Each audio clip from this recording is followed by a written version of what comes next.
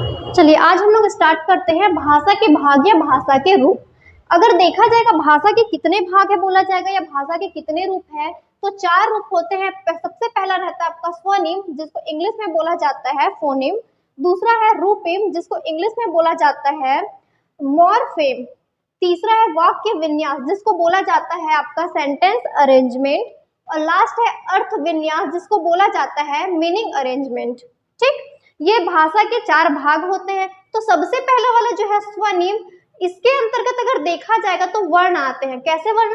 देखिए, भाषा की सबसे छोटी इकाई को वर्ण कहते हैं और यही वर्ण जो होता है ये आपका स्वनिम कहलाता है। ठीक है, भाषा की सबसे छोटी इकाई को वर्ण कहते हैं और यही वर्ण स्वनिम कहलाता है। तो देखिए, वर्ण में जैसे मैंने एग्जांपल में लिखा हुआ, आप कुछ भी वर्ण लिख सकते हैं, जरूरी नहीं है ये अ क ज प यही रहे, आपकी मर्जी, आप कोई सा भी वर्ण लिख सकते हैं। ठीक, तो स्वनिम का मतलब क्या है? भाषा, इसके अंतर्गत क्या शामिल होता है? वर्ण शामिल होता है। और ये वर्ण किसको बोलते हैं? भाषा की सबसे छोटी इकाई को वर्ण कहा जाता है।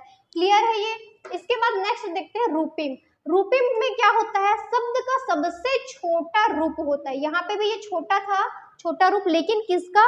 भाषा का सबसे छोटा रूप था। ठीक है, जिसको वर्ण कहते हैं भाषा की सबसे छोटी इकाई। रूपिम क्या होगा? शब्द का सबसे छोटा रूप। वर्ण के बाद हम लोग किस में जा रहे हैं? शब्द में जा रहे हैं। तो शब्द का सबसे छोटा रूप को क्या बोला जाता है? रूपिम बोला जाता है। तो देखिए, शब्द मतलब क्या? वर्ण से मिलकर के शब्द बनते हैं। एग्जाम्पल में मैंने यहाँ पे लिखा हुआ है राम, पेन, कॉपी, ये छोटे छोटे शब्द है ना। तो शब्द का सबसे छोटा रूप को क्या कहा जाता है? आपका रूपिम कहा जाता है। क्लियर है ये? इसके बाद नेक्स्ट देखते हैं वाक्य विन्यास। वाक्य विन्यास के अंतर्गत भाषा के नियम आते हैं। जो भाषा के जो नियम होते हैं, इसे ही वाक्य विन्यास के अंतर्गत शामिल किया गया है। तो भाषा का नियम कौन सा? जैसे अपन कारक वाला पढ़ते हैं, कर्ता ने कर्म को करण से संप्रदान के लिए, है ना। तो ये सब जो चीजें आती है, ये आपका कारक जो है ये भाषा के नियम के अंतर्गत शामिल होता है। और भाषा का नियम किसके अंतर्गत शामिल होता है? वाक्य विन्यास के अंतर्गत शामिल होता है। क्लियर है ये? इसके बाद लास्ट देखते हैं अपन अर्थ विन्यास। ये इसको बोला जाता है मीनिंग अरेंजमेंट। तो देखिए, अर्थ विन्यास का मतलब क्या है? जो भी सेंटेंस दिया गया है या जो वाक्य दिया गया है वो मीनिंगफुल होना चाहिए। आप कोई सा भी जो वाक्य बना रहे हैं वो मीनिंगफुल होना चाहिए। यही किस में दिया गया है? अर्थ विन्यास में दिया गया है। देखिए, इसका आप लोग थ्योरिकल पढ़ लीजिए। वाक्य विन्यास में जो वाक्य दिया है उनका अर्थ सही होना चाहिए, उसे अर्थ विन्यास कहते हैं। वही मैंने आपको बताया, मीनिंगफुल होना चाहिए। जैसे एग्जाम्पल मैंने लिखा हुआ है यहाँ पे, देखिए, एक सेंटेंस एक ही है लेकिन उसका राइट और रॉन्ग दोनों वाला मैं बना के बता रही हूँ आपको। जैसे यहाँ पे देखिएगा, एक सही अर्थ है, यहाँ पे गलत अर्थ है। एग्जाम्पल जैसे कि मोहन के पास एक पुस्तक है, ये आपका सही सेंटेंस होगा। इसका रॉन्ग सेंटेंस क्या हो जाएगा? ये रॉन्ग मीनिंग क्या हो जाएगा? मोहन के पास है एक पुस्तक। क्या ऐसा बोलते हैं क्या? मोहन के पास है एक पुस्तक, ऐसा नहीं बोलते। क्या बोलते हैं? मोहन के पास एक पुस्तक है। ये इसका राइट फॉर्मेट है ना। तो यही आपका क्या कहलाता है? अर्थ विन्यास कहलाता है। क्लियर है यहाँ तक?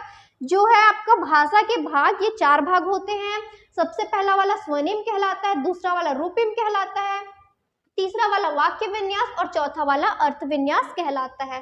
ठीक है, इसके बाद नेक्स्ट हम लोग देखते हैं चिंतन, या इसको बोला जाता है थिंकिंग। ठीक है, चिंतन या आपका थिंकिंग बोल सकते हैं इसको हम लोग। तो देखिए, ये जो चिंतन है मैं आपको बताई हुई ना, भाषा और चिंतन हम लोग एक साथ कल पढ़ेंगे करके मैं आपको बताई थी उसका। तो जिसके अंतर्गत भाषा वाला जो पार्ट है हमारा खत्म हो गया। अब नेक्स्ट हम स्टार्ट करते हैं चिंतन। तो देखिए, चिंतन क्या होता है? चिंतन जो है, चिंतन या आपका सोच बोलना चाहिए। जब भी प्रॉब्लम्स आते हैं तो चिंतन आता है, और जब प्रॉब्लम खत्म हो जाता है तो चिंतन भी या थिंकिंग भी खत्म हो जाता है। देखिए, इसका थ्योरिकल फॉर्मेट देखिए। किसी भी समस्या का समाधान करने के लिए हमारे मन में जो विचार उत्पन्न होते हैं वही विचार चिंतन कहलाते हैं। ठीक है, किसी भी समस्या या जो प्रॉब्लम है उसका समाधान करने के लिए जो मन में जो थिंक आते हैं, इसी को क्या कहा जाता है? चिंतन कहा जाता है या आपका थिंकिंग कहा जाता है। ठीक है, चिंतन का आरंभ समस्या उत्पन्न होने पर होता है तथा समस्या समाधान होने तक चलता है। वही है, जब प्रॉब्लम है, जब प्रॉब्लम स्टार्ट हुआ है तब वो थिंकिंग आएगा, और जब तक प्रॉब्लम सॉल्व नहीं हो जाता तब तक वो थिंकिंग रहेंगी ही रहेंगी। ठीक है, ये यहाँ पे बोला गया है। नेक्स्ट देखते हैं चिंतन के प्रकार। चिंतन के प्रकार देखा जाएगा, 2 प्रकार होते हैं। एक है आपका स्वलीन चिंतन और दूसरा है यथार्थवादी चिंतन। स्वलीन चिंतन को अगर देखा जाएगा तो इसको बोला जाता है ऑटिस्टिक थिंकिंग और इसको बोला जाता है रियलिस्टिक थिंकिंग। ठीक, अब देखते हैं स्वलीन चिंतन या यथार्थवादी चिंतन क्या होता है। स्वलीन चिंतन का मतलब होता है स्वयं में लीन रहना, मतलब ऐसी कल्पना करना, देखिए इस पे लिखा हुआ है, ऐसी कल्पना करना जिसका कोई वास्तविक स्वरूप ना हो, मतलब खुद में लीन रहना, सिर्फ और सिर्फ इमेजिन करना, कल्पना करना। ठीक, तो ऐसी कल्पना जिसका वास्तविकता से कोई लेना देना नहीं होता है, लेकिन हमारे मन में वो जो कल्पना है वो आते ही रहता है, तो इसको बोला जाता है स्वलीन चिंतन। स्वयं में लीन रहना को स्वलीन चिंतन कहा जाता है, ऐसी कल्पना करना जिसका कोई वास्तविक स्वरूप ना हो। ठीक, नेक्स्ट देखते हैं यथार्थवादी चिंतन।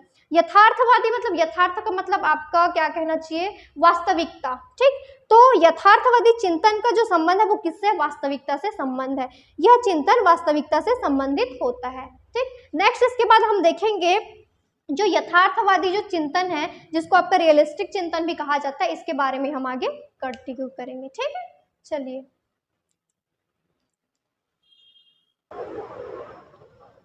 इसके बाद आगे हम स्टार्ट करते हैं यथार्थवादी चिंतन के प्रकार। ठीक है, यथार्थवादी चिंतन के अगर देखा जाएगा तो इसके 3 प्रकार होते हैं। कौन कौन से 3 प्रकार होते हैं? सबसे पहला वाला होता है आपका अभिसारी चिंतन, दूसरा होता है अपसारी चिंतन और तीसरा होता है आलोचनात्मक चिंतन। ठीक है, सबसे पहले जो अभिसारी चिंतन है इसको क्या बोला जाएगा, आपका कन्वर्जेंट थिंकिंग कहा जाएगा। ठीक है, अपसारी चिंतन को क्या कहा जाएगा, डिवर्जेंट थिंकिंग, और जो लास्ट वाला है आलोचनात्मक चिंतन, इनको कहा जाएगा आपका क्रिटिकल थिंकिंग। ठीक, अब देखते हैं कि ये इतने प्रकार के, ये जो 3 प्रकार के थिंकिंग है, इसमें क्या क्या चीजें आती है। जैसे अभिसारी चिंतन, जो अभिसारी चिंतन है, देखिए अभिसारी अपसारी, अभिसारी का मतलब एक जगह पे केंद्रित होना और अपसारी का मतलब फैलाव होता है। ये साइंस में ऑलरेडी हम लोगों ने पढ़ा है। अभिसारी का मतलब एक बिंदु पर केंद्रित होना और अपसारी मतलब उसका फैलाव होना। ठीक, तो देखिए अभिसारी में क्या आ जाएगा, इसमें समस्याएं एक ही बिंदु पर केंद्रित होती है। ठीक है, इसमें जो समस्याएं होती है वो एक ही बिंदु पर केंद्रित होती है और समस्या का केवल एक ही समाधान होता है, इसके अलावा और कोई भी समाधान नहीं होता है। इसके द्वारा खोजा हुआ समाधान बंद अंत या क्लोज एंडेड वाला होता है। ठीक है, देखिए अगर यहाँ पे बोला गया है कि इसमें समस्याएं एक ही बिंदु पर केंद्रित होती है, जो प्रॉब्लम है वो एक ही चीज पे फोकस होगा और उसका उस समस्या का केवल एक ही समाधान होगा, तो इसमें क्या रहता है, देखिए मैं आपको जो समझाने जा रही हूँ ये है आपका बंद अंत या क्लोज एंडेड। ये क्या होता है, जैसे इसमें है ना, इसके द्वारा खोजा हुआ समाधान बंद अंत वाला होता है। तो ये बंद अंत का मतलब क्या होता है, इसमें आपका जैसे आपको क्या बोलूं मैं, आंसर राइटिंग लिखने से लेकर एग्जाम्पल बता देती हूँ। ठीक है, जैसे आंसर राइटिंग लिखना होता है स्टूडेंट लोगों को, तो बीएड का एग्जाम्पल ले लीजिए। बीएड में आप अपनी थिंकिंग डाल के लिख सकते हैं, उसमें कोई बाउंडेशन नहीं रहता है, लेकिन यहाँ पर देखिए बंद अंत के बारे में बात किया गया है, मतलब यहाँ पे आंसर राइटिंग में बाउंडेशन होगा। ठीक है, क्लोज है मतलब वह बाउंडेशन होगा, मतलब यह है कि इसमें जो परीक्षार्थी हैं इनको आंसर राइटिंग के लिए किसी भी प्रकार की कोई स्वतंत्रता नहीं होती है, जो विकल्प दिया गया है उसी में से वो चूज करके ही लिख सकते हैं। ठीक, तभी तो बोला गया ना समस्या का एक ही समाधान। अब जैसे किसी को बुक रीडिंग नहीं आती है तो उसका एक ही समाधान हो सकता है कि उसको प्रॉपर्ली बुक रीडिंग प्रैक्टिस करना पड़ेगा। ये तो नहीं ना उसको कहीं और खेलने कूदने जाना या खेलने कूदने जाना बंद करना होगा, ये उसका सॉल्यूशन नहीं है। अगर आप ये सॉल्यूशन लिखेंगे तो वो आपका रॉन्ग हो जाएगा। तो वही बोला गया, अगर जो समस्या है वो एक ही बिंदु पर अगर फोकस है या एक ही बिंदु पर केंद्रित है तो उसका सॉल्यूशन भी केवल और केवल एक ही हो सकता है। इसीलिए कैसा किस प्रकार का समाधान होता है, इसमें क्लोज एंडेड वाला समाधान होता है। ठीक, इसके बाद नेक्स्ट देखते हैं अपसारी चिंतन। अपसारी का मतलब फैलाव, फैलाव का मतलब जो प्रॉब्लम्स है वो किसी एक बिंदु पे केंद्रित नहीं होते हैं। देखिए इसमें लिखा गया है, जैसे नहीं होती लिखी हुई, इसमें समस्या एक ही बिंदु पर केंद्रित होती है, पर इसमें समस्या एक ही बिंदु पर केंद्रित नहीं होती है। इसमें समस्याओं को कल्पना, जिसको इमेजिनेशन बोला जाता है, कल्पना शक्ति एवं सृजनात्मक मतलब क्रिएटिविटी का प्रयोग करके कई प्रकार से हल किया जा सकता है। जैसे कि किसी बच्चे का पढ़ाई में मन नहीं लग रहा है तो उसको क्या कर सकते हैं, बहुत सारी क्रिएटिविटी, उसको पढ़ाई में इंटरेस्ट लाने के लिए पढ़ाई से रिलेटेड आप उसे बहुत सारी क्रिएटिविटी करा सकते हैं, है ना, ताकि उनका पढ़ाई में इंटरेस्ट आए। तो प्रॉब्लम का सॉल्यूशन केवल एक ही चीज नहीं है, उसको पढ़ने में इंटरेस्ट नहीं आ रहा, उसको जबरदस्ती बिठा के पढ़ाया जाए, ये सॉल्यूशन नहीं, उसके लिए बहुत सारी क्रिएटिविटी की जा सकती है। तो यही कहा गया यहाँ पे, इसमें समस्याओं को इमेजिनेशन शक्ति एवं सृजनात्मक या क्रिएटिविटी का प्रयोग करके कई प्रकार से हल किया जा सकता है। इसके द्वारा खोजा हुआ समाधान मुक्त अंध या ओपन एंडेड वाला होता है। इसका मतलब ये है, ओपन का मतलब स्वतंत्रता, ठीक, जैसे यहाँ पे बाउंडेशन रहता है, इसमें स्वतंत्रता नहीं रहती है, लेकिन यहाँ पे स्वतंत्रता है, जो आपके स्टूडेंट है वो अपना विचार, अपने विचार से वहां पे आंसर राइटिंग कर सकते हैं, ठीक। इसके बाद नेक्स्ट देखते हैं आलोचनात्मक चिंतन या आपका क्रिटिकल थिंकिंग।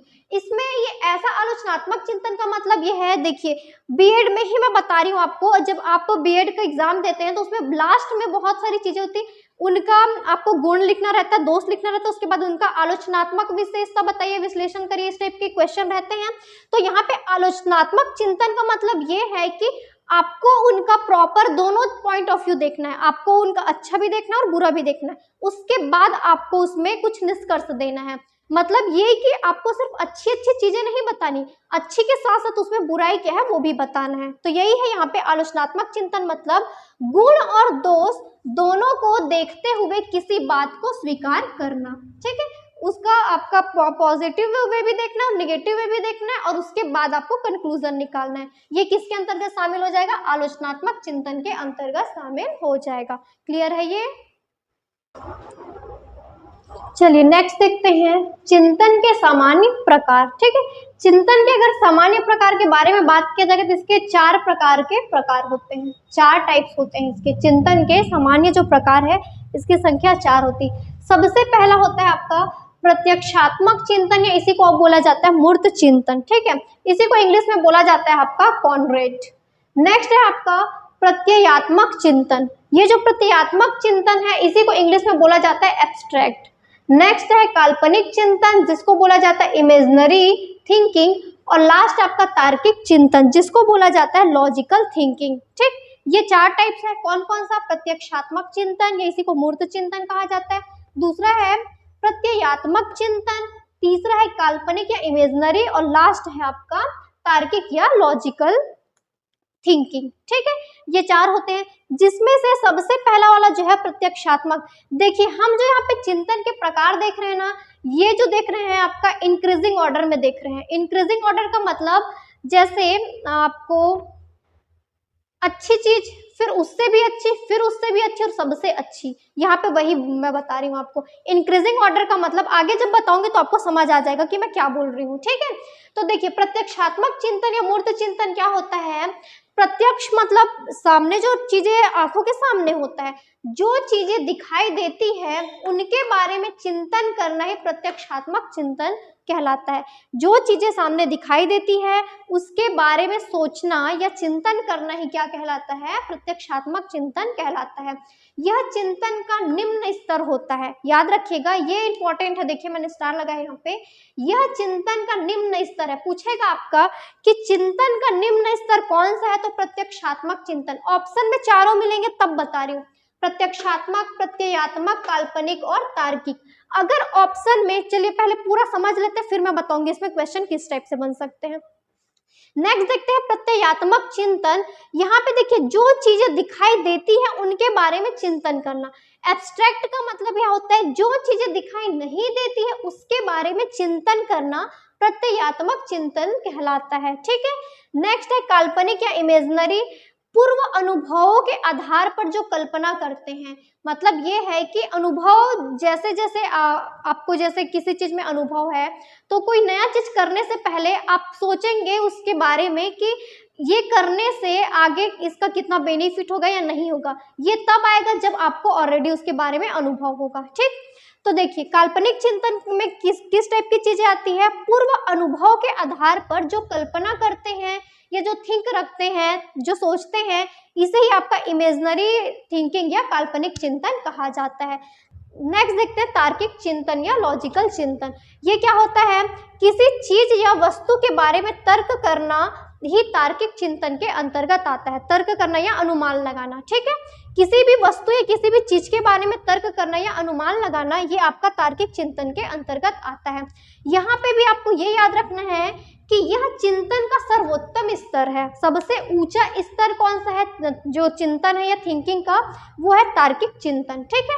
अब देखिए इसमें से क्वेश्चन कैसे बनेगा कि पहला तो यही क्वेश्चन बनेगा, चिंतन के सामान्य प्रकार जो है ना, चिंतन के सामान्य प्रकार कितने हैं, तो 4 होते हैं, ठीक है। उसके बाद नेक्स्ट क्वेश्चन ये बनेगा कि आपका जैसे इसमें यह है कि यह चिंतन का निम्न स्तर है, तो चिंतन का निम्न स्तर कौन सा होता है। ऑप्शन में आपको ये भी मिलेगा, ये भी मिलेगा, ये भी मिलेगा और ये भी मिलेगा, ठीक है। नेक्स्ट क्वेश्चन बनेगा कि चिंतन का सर्वोत्तम स्तर कौन सा है। बाकी ये चारों ऑप्शन में रहेंगे, इसमें आपको आंसर क्या लेना है, तार्किक चिंतन को आंसर लेना है, ठीक। अब क्वेश्चन ये पूछा कि चिंतन का निम्न स्तर कौन सा होता है। ऑप्शन में प्रत्यक्षात्मक चिंतन नहीं दिया गया। अब क्या करेंगे आप, उसके अलावा बाकी तीनों दिया गया, प्रत्ययात्मक चिंतन भी दिया गया, काल्पनिक चिंतन भी और तार्किक चिंतन भी। इस कंडीशन में अगर क्वेश्चन में इनमें से कोई नहीं दिया गया है तब, ठीक है, प्रत्ययात्मक चिंतन है, काल्पनिक है और तार्किक है, ये तीनों चीज है, इसके अलावा कोई और चिंतन डाल दिया गया है लेकिन प्रत्यक्षात्मक नहीं दिए है ऑप्शन में, ठीक है, उस कंडीशन में आपको आंसर लेना है प्रत्ययात्मक चिंतन को।